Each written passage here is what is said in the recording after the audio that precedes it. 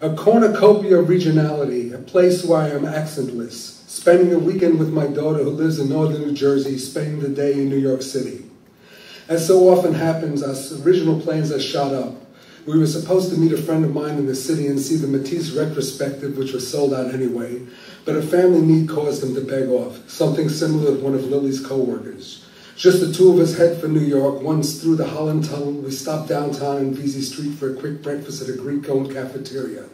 The worst bagel I ever had anywhere, let alone in New York City. So bad it would not even make it if it were coming out of a frozen food case in a small Midwestern town supermarket.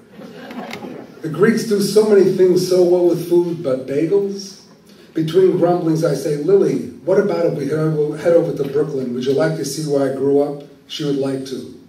Over the Brooklyn Bridge onto the Belt Parkway, exiting at the Prospect Avenue Expressway to Ocean Parkway, a very wide, three-section residential boulevard of mostly old and very handsome buildings, where the only change seems to be the removal of a dirt bridle path in favor of a bicycle trail on one of the two islands that create the service roads.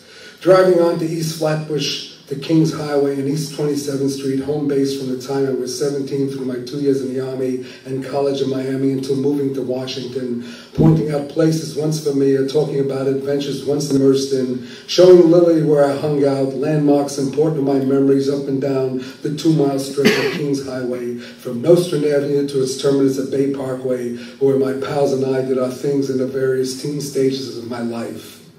A left turn for a scant half-mile and another left to 86th Street, above which elevated trains run its length, for the last half-mile to the street in Bensonhurst where my essential growing up took place, where I lived from ages 5 to 17. Bay 37th Street. Lily thinks the name is quaint, so called because these series of streets run about 4 or 5 long blocks from 86th Street to Benson Avenue to Bath Avenue to Harway Avenue to Cropsey Avenue before they hit the Bay. I point out the former Stillwell Movie Theater, affectionately known as the Stinkwell, which has gone through who knows how many incantations. It fronts on 86th Street between Bay 37th and 24th Avenue, across from the site of Goodould's Kosher Delicatessen, where several of our gang worked at sundry times and where now stands a McDonald's. Point out that it's still operating ancient firehouse about which I had completely forgotten and which, although taken for granted, was an architectural treasure even then. Point out where Mr. Dormer's Italian grocery store no longer exists. Point out the abandoned gas station on the sister corner of the movie house where once stood a large tree from which we hung a heavy rope and swung Tarzan-like over an excavated vacant lot which extended over to Bay 38th Street. Buildings must have stood there at one time. We stumbled over chunks of foundation buried under the weeds whenever foolishly attempting that treacherous shortcut. When we moved from that street, there were more linear feet of vacant lot than there were of dwellings, including a second excavation with a level, hard-packed, grassless surface which was at least half the block length, in which we played softball in the summer and belly-whopped our sleds in the winter.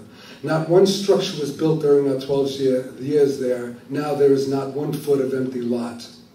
My home, a tiny 4-unit complex attached to a twin, is near the block's middle. Number 36 Bay 37th Street. It is hard to recognize. Gone is the vacant lot that our apartment windows looked out upon, and gone is the one flanking the attached house. Gone is the waist-high brick and stone fence surrounding a plot of grass, replaced by a small, brightly painted wrought iron fence surrounding a growth of concrete.